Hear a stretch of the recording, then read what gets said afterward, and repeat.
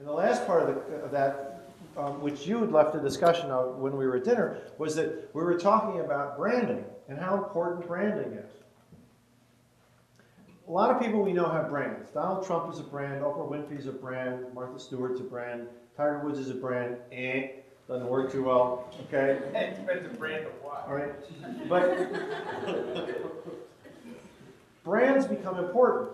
And when you damage a brand, okay, I made an allusion to a brand that just was severely damaged. When you damage a brand, you really create havoc. If you have a brand, people are comfortable with what it is, right? When I was in the ski business, the first thing that I understood was people did not come to Sunday River for the food. Chris Kinney, who feeds you guys here, okay, and I worked in the ski business 25 years ago? Oh, yeah. Oh, yeah. A lot of water over the dam, yes. Yeah, right.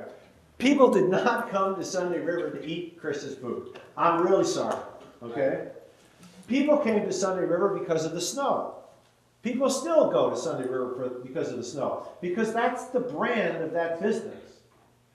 And Chris's daughter, when she was 6 years old, wrote a marketing phrase that we used for years, and Chris brought it into work for me one day, very proud of what his daughter wrote. His daughter wrote, "Fresh snow, homemade daily."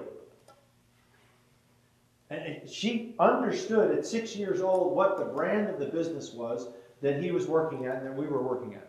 What Sunday River did very well for a very long period of time was not misidentify what its brand is.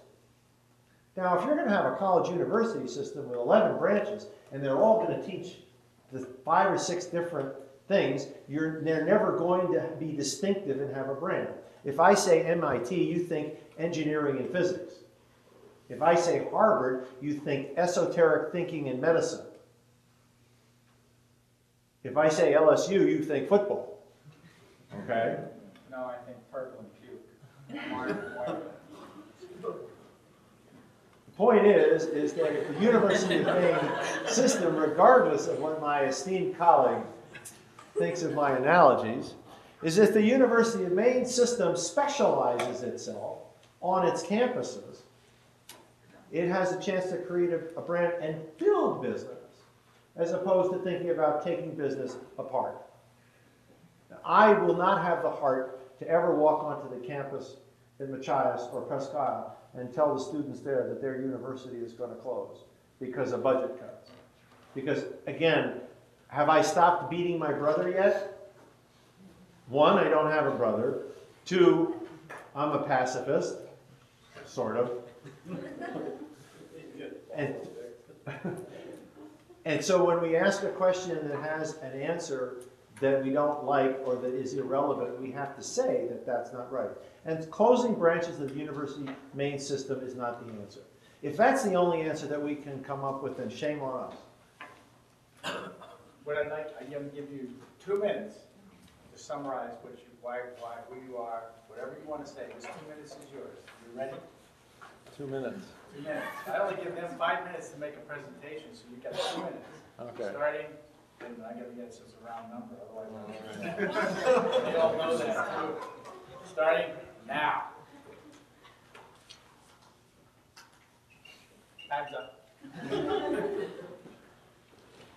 One of my most favorite discussions to have with students when I teach, and I often have had the opportunity in my lifetime to talk to people who I wish I was the same age of, which I would like to be 40 years younger too, is I like to talk about giving yourself the ability to fail.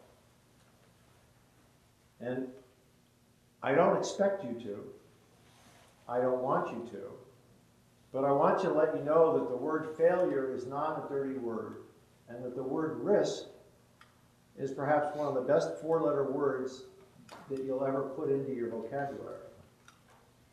Because only when you give yourself permission to fail will you free yourself to try to achieve something that before you thought might be unachievable. There are 23 people that have decided to throw their hat into the ring in politics in the state of Maine. 22 people will lose. Yet 23 people have decided that they would rather take the risk to succeed than not to have tried. And the most important thing that you can do as you go forward in your life is to not limit yourself to the rules and regulations, the standards and the expectations of the people that have become before you and the people that will come after you. If you give yourself permission to fail, it means that you are going to take a risk. And that risk may be the most important thing that you ever do with your life. Perfect, time's up.